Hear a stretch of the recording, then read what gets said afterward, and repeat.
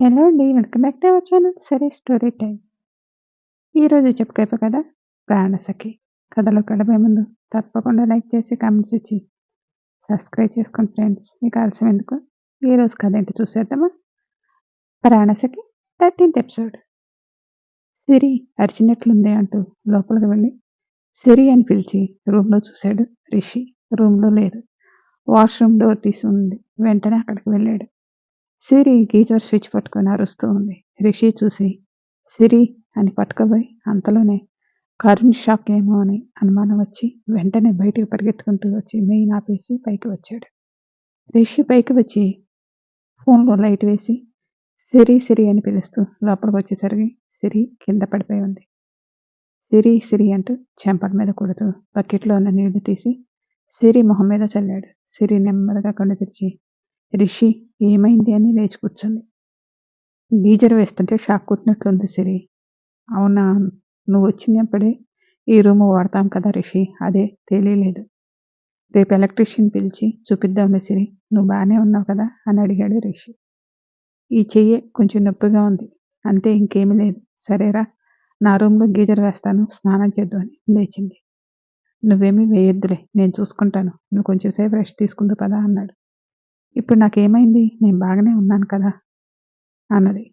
నువ్వు చెప్పిన మాట అసలు వినవు కదా అని సిరిని పట్టుకొని ఫోన్ లైట్ వెలుతురులో తీసుకువచ్చి బెడ్ మీద కూర్చోబెట్టి నేను వెళ్ళి మెయిన్ వేసి వస్తానని రిషి వెళ్ళాడు. సిరి కూర్చొని చెయ్యి ఎంత దిమ్ముగా ఉంటే చూసుకుంటూ ఉంది. రిషి మెయిన్ వేసి పైకి వచ్చి సిరి చేయి ఒత్తుకోవటం చూసి సిరి నొప్పిగా ఉందా అని రిషి దగ్గరకు వచ్చి చేయి పట్టుకొని చూశాడు. అదేం లేదులే, నువ్వు ఊరికే కంగారు పడకు అన్నది సిరి. కంగారు పడకుండా ఎలా ఉంటాను, ఎంత ప్రమాదం తప్పిందో తెలుసా అన్నాడు. నువ్వుండగా నాకు ప్రమాదం కలగనిస్తావా అని నవ్వింది. నీకంతా నవ్వులాటగా ఉంటుంది అని అరిచాడు రిషి. ఇప్పుడు నన్ను ఎందుకు అరుస్తున్నావు, నేనేమైనా కావాలని చేశానా అని బొంగుమూతి పెట్టి కూర్చుంది. ఒక్క మాట అంటే చాలు అమ్మాయి గారి కోపం. మరి నిన్ను అలాంటి స్థితిలో చూసి నాకు ఎలా ఉండాలి చెప్పు.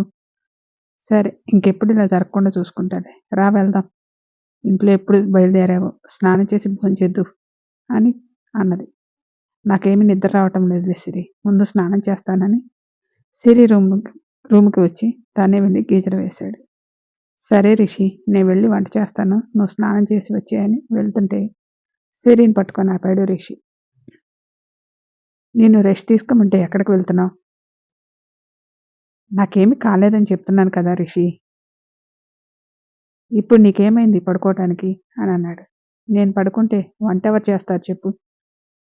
నేనున్నాను కదా, చూసుకుంటాను, నువ్వేమీ వంట గురించి టెన్షన్ పడకు అన్నాడు రిషి. మీ మాట మీదే కానీ నా మాట వినరు కదా అన్నది. రిషి సిరి చేపట్టుకొని దగ్గరకు తీసుకొని కళ్ళ మీద జుట్టు ఉండటంతో కళ్ళు ఆర్పుతూ ఉంది. రిషి అది గమనించి కళ్ళ మీద ఉన్న జుట్టుని వెనక్కి పెట్టి సిరి కళ్ళలోకి చూస్తూ, అసలు వినను, నువ్వు ఇక్కడే కూర్చో, నేను స్నానం చేసి వచ్చి వంట చేస్తాను. ఏంటి, మీరు వంట చేస్తారా, అది తినటానికేనా అని నవ్వింది.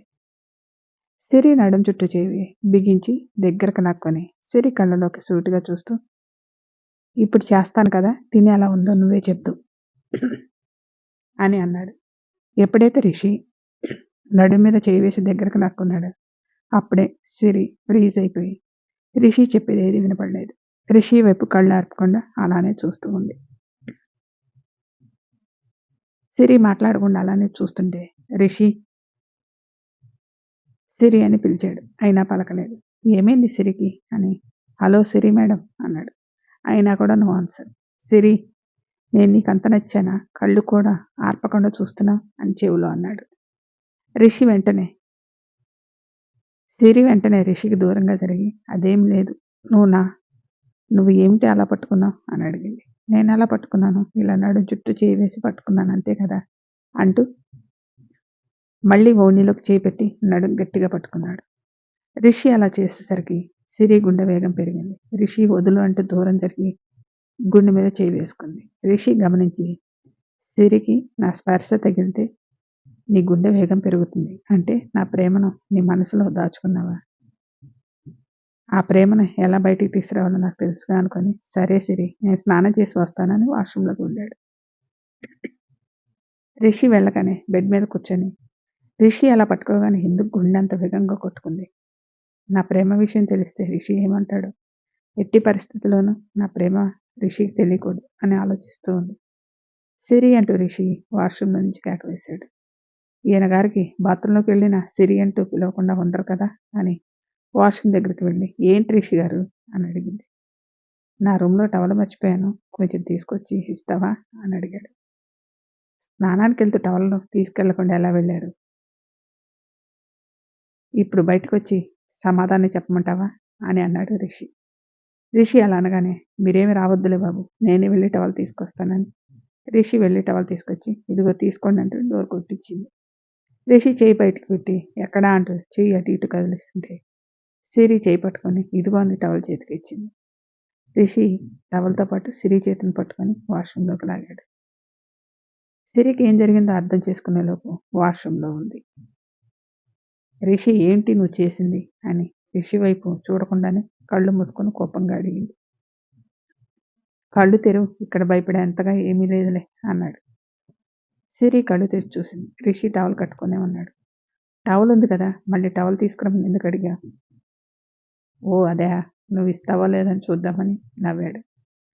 రిషి, నిన్ను అంటూ రిషిని కొట్టడానికి ముందుకు రాబాయి కాలు జారి పడబోతుంటే రిషి ముందుకు వచ్చి పట్టుకున్నాడు. కానీ బ్యాలెన్స్ చేసుకోలేక రిషి కూడా పడబోతుంటే ట్యాప్ పట్టుకున్నాడు. షవర్ ఆన్ అయి పైనుంచి నీళ్ళు పడుతుంటే రిషి చెయ్యి అడ్డు పెట్టుకొని, సిరి చెయ్యి అడ్డు పెట్టుకొని, రిషి షవర్ ఆఫ్ చేయి అన్నది. నేనెక్కడ ఆపేది, ఒక చేత్తో నిన్ను ఇంకో చేత్తో ట్యాప్ పట్టుకొని ఉన్నాను. రిషి, నువ్వు అసలు అంటూ సరిగా నిలబడి, ఇప్పుడు వదిలి ట్యాప్ ఆఫ్ చేయి అన్నది. రిషికైతే సిరిని అస్సలు వదలాలని అనిపించగా ట్యాప్ పట్టుకున్న చేతిని తీశాడు. అంతే, రిషి కింద పడ్డాడు. రిషి మీద సిరి పడింది. షవర్ నుంచి నీళ్లు పడుతూ ఉన్నాయి. రిషి, ఏంటి నువ్వు చేసింది? నేనేం చేశాను? నువ్వే వదులు అన్నావు, ట్యాప్ వదిలేశాను. నేను వదలమని చెప్పింది నన్ను అంటూ కోపంగా చూసింది. ఏమో నాకేం తెలుసు అంటూ సిరిని గట్టిగా పట్టుకున్నాడు. నువ్వు టవలని అడిగినప్పుడే ఇవ్వకుండా ఉండాల్సింది అని పైకి లెగుద్దామంటే రిషి పట్టుకొని ఉండటం చూసి, రిషి వదులు అన్నది. మళ్ళీ పడతావేమో సిరి అన్నాడు. చేసిన నిర్వాహం చాలు కానీ వదులు, వేస్తాను. ఎంతసేపు ఈ వాటర్లో తడుస్తూ ఉండాలని తన మనసులో చెలరేగుతున్న అలజడిని కప్పిపుచ్చుకుంటూ విసుగ్గా అన్నది. నేనేదో కావాలని చేసినట్లు అలా విసుక్కుంటే ఏంటి సిరి అని రిషి అనగానే, నువ్వు ఇలా పట్టుకుంటే నాకు ఎలా ఉందో తెలుసా? నేను గట్టిగా హాక్ చేసుకొని నా గుండెలో దాచుకున్న ప్రేమను నీకు చెప్పాలనిపిస్తుంది. అందుకే నీ మీద అరిచాను, సారీ అని మనసులో అనుకొని. అదేం లేదులే కానీ లే అన్నది. రిషి ఏం మాట్లాడకుండా సిరి చుట్టూ బిగించిన చేతులు తీశాడు. సిరి పైకి లేచి రిషికి చెయ్యి ఇచ్చింది. రిషి చెయ్యి పట్టుకోకుండా పైకి లేచాడు. రిషి ఇలా ఉండేసరికి సిరికి బాధగా అనిపించి, సారీ రిషి అన్నది. నువ్వు సారీ చెప్పడం ఎందుకు సిరి, నా వల్లే కదా ఇదంతా జరిగింది అని షవర్ ఆఫ్ చేశాడు. నీ వల్లేం కాదులే రిషి, నేనేదో చిరాకులో విసుక్కున్నాను. రిషి ఏం మాట్లాడకుండా బయటికి వెళ్ళి తన రూమ్కి వెళ్తుంటే సిరి అడ్డు వచ్చి, ఏమైంది రిషి, ఏం మాట్లాడటం లేదు, నీ మీద అరిచే హక్కు నాకు లేదా అని బాధగా అడిగింది. నీకు కాక నా మీద ఎవరికి హక్కు ఉంటుంది సిరి? మరెందుకు ఏం మాట్లాడకుండా అలా వెళ్తున్నావు? ఈ తడి బట్టల్లో ఉండటం మంచిది కాదు కదా అని వెళ్తున్నాను. రొంప పడుతుందని వెళ్తున్నావా? అదేదో చెప్పొచ్చు కదా, నువ్వు అలా ఉంటే భయం వేసింది. నీకు అలా అర్థమైందా? తడి బట్టల్లో ఉంటే అదే కదా జరిగేదంటే కళ్ళాడుతూ అన్నది. నువ్వింత తింగరదాని కాబట్టి నా మనసులో ఏముందో నీకు తెలియటం లేదని డోర్ దగ్గరకు వెళ్ళాడు. సిరికి కోపం వచ్చి డోర్కి అడ్డుగా నిలబడి, నేను తింగరదాన్నా అని కోపంతో ముక్కు లేగబిలుస్తూ అడిగింది.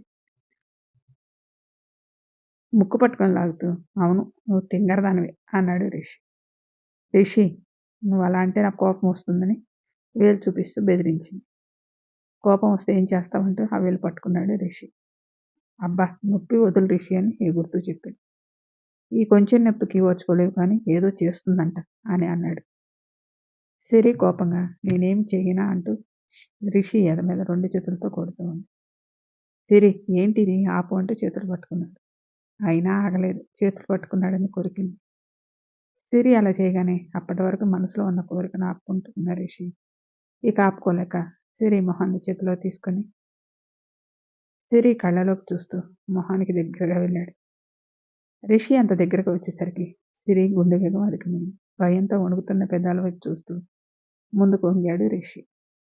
రిషి అలా ముందుకు వంగగానే అదురుతున్న గుండెలతో రిషి అని భయంగా పిలిచింది సిరి. సిరి అలా పిలవగానే సిరిని వదిలేసి సారీ అని డోర్ తీసుకుని బయటకు వెళ్ళాడు. రిషికి ఏమైంది ఈరోజు? నేనంటే రిషిని ప్రేమిస్తున్నాను. రిషి అలా దగ్గరగా ఉండేసరికి ఎక్కడ ముద్దు పెడతాడని భయం వేసి రిషి అని పిలిచాను. దానికి రిషి ఎందుకు సారీ చెప్పి వెళ్ళాడు అని ఆలోచిస్తూ బట్టలు మార్చుకొని కిందకు వచ్చి వంట చేస్తూ ఉంటే రిషి వచ్చాడు. నేను నిన్ను రెస్ట్ తీసుకోమన్నాను కదా, ఎందుకు వచ్చావని. వెళ్ళి రెస్ట్ తీసుకో, వంట నేను చేస్తా అన్నాడు. రిషి, ఇప్పుడు నాకేమైందని? నేను బాగానే ఉన్నాను. నువ్వు అలా వెళ్ళి కూర్చో, నేను 5 నిమిషాలు వంట రెడీ చేస్తాను. నువ్వు నా మాట వినకూడదని ఒట్టే మీద పెట్టుకున్నావా? అదేంటి రిషి అలా అంటావు? నేను ఎప్పుడు నీ మాట వినలేదు చెప్పు. ఎప్పుడో ఎందుకు, ఇప్పుడు వింటున్నావా? అది కాదు రిషి, బాగా ఆకలి వేస్తుంది, అందుకే నేను వద్దు అంటున్నాను.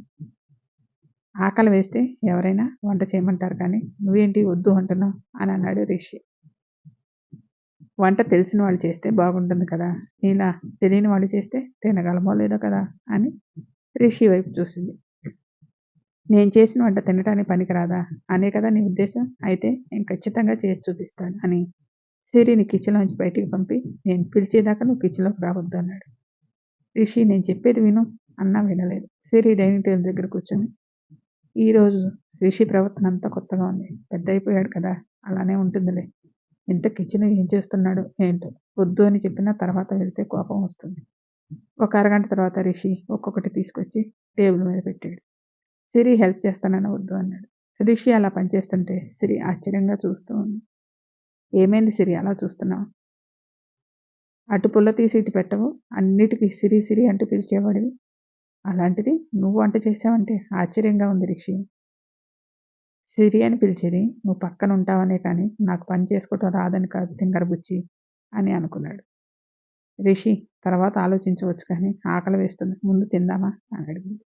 ఓ సారీ అని ప్లేట్లో అన్నం పెట్టాడు రిషి. ఏంటి ఈరోజు కొత్తగా సారీలు తెగ చెప్తున్నావు? ఏం లేదులే అని పప్పు వేసి ఆలు ఫ్రై వేశాడు. సిరి తిని ఏం చెప్తుందా అని తాను పెట్టుకోకుండా సిరినే చూస్తూ ఉన్నాడు. సిరి ముద్ద కలిపి నోట్లో పెట్టుకొని రిషి వైపు చూసింది. సిరి అలా చూడగానే ఏమైంది సిరి, బాగలేదా? కారం ఎక్కువైందా లేదా ఉప్పు ఎక్కువైందా అని అడిగాడు. రిషి, నీకు ఇంత బాగా వంటొచ్చని ఎప్పుడూ చెప్పలేదేంటి? నాకన్నా నువ్వే బాగా చేశావు, ఇదిగో ఈ ముద్ద తిను అంటూ రిషి నోట్లో పెట్టింది. సిరి చేతి వెళ్ళి పెదవులకు తగిలి మదిలో గిలిగింతలు పెట్టాయి. ఎలా ఉంది రిషి, నాకన్నా బాగా చేసావు కదా అని అడిగింది.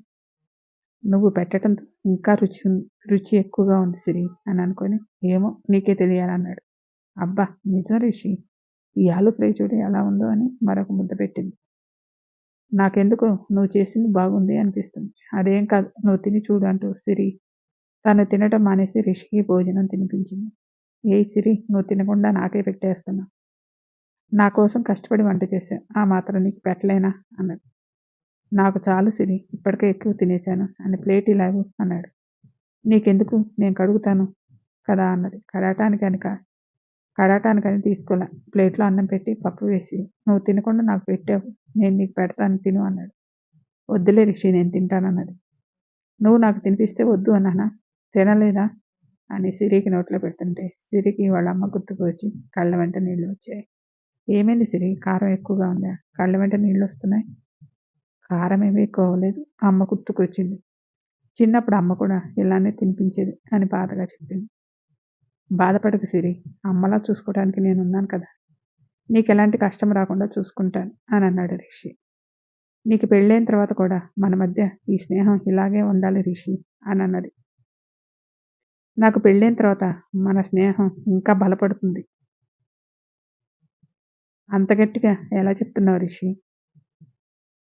నాకు రాబోయే భార్యవి నువ్వే కాబట్టి అప్పుడు ఎలాంటి ప్రాబ్లం ఉండదు కదా అన్నాడు రిషి.